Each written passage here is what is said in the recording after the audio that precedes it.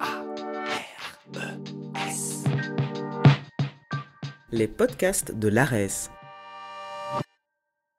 Votre passeport sonore pour mieux connaître et mieux comprendre l'enseignement supérieur en Fédération Wallonie-Bruxelles.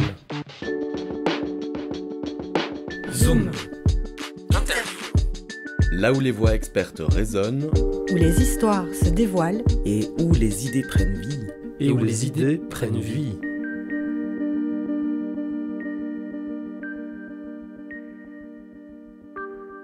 Bonjour, je suis Charline Co, directrice des relations internationales à l'ARES et je vous souhaite la bienvenue dans un nouvel épisode des podcasts de l'ARES. Aujourd'hui, on part à la découverte des universités européennes, ces alliances transnationales qui réunissent des établissements d'enseignement supérieur partout en Europe. Leur objectif, c'est de créer des collaborations durables entre toutes les institutions et c'est une initiative vraiment unique qui vise à promouvoir les valeurs et l'identité européenne tout en boostant la qualité et la compétitivité de l'enseignement supérieur.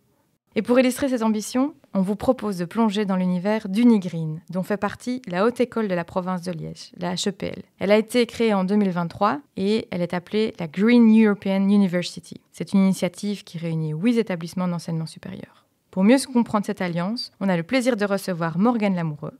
Morgane est coordinatrice d'un work package d'Unigreen. La HEPL joue un rôle très actif dans le rôle de l'alliance en tant que membre d'Unigreen depuis ses débuts. Bonne écoute!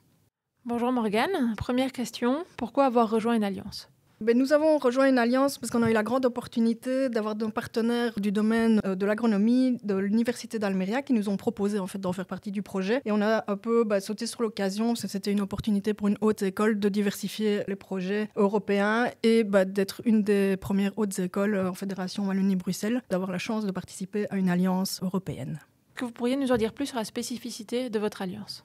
On a plusieurs spécificités. La première, c'est que c'est une alliance qui est axée sur les biotechnologies et l'agronomie et qui se veut être la première alliance dans ces domaines-là. On est aussi axé sur le vert, la durabilité, donc aussi bien au niveau des cours, des mobilités et des événements qu'on met en place. Alors on est aussi axé sur l'environnement inclusif, la diversité et la multiculturalité, qui est le groupe coordonné et géré par la HEPL.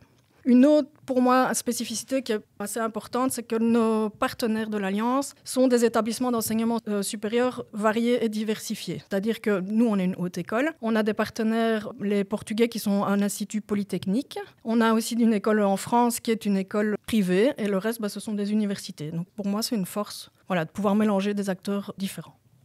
Est-ce que vous pourriez nous donner un exemple d'une réalisation que vous n'auriez pas pu faire sans cette alliance ? Une réalisation qu'on n'aurait pas pu faire sans l'Alliance, c'est le calcul de l'empreinte carbone et la compensation de toutes nos réunions, de tous nos voyages.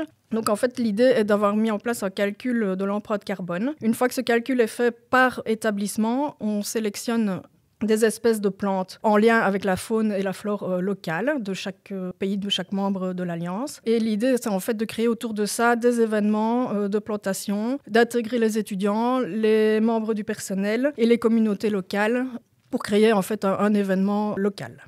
Merci beaucoup.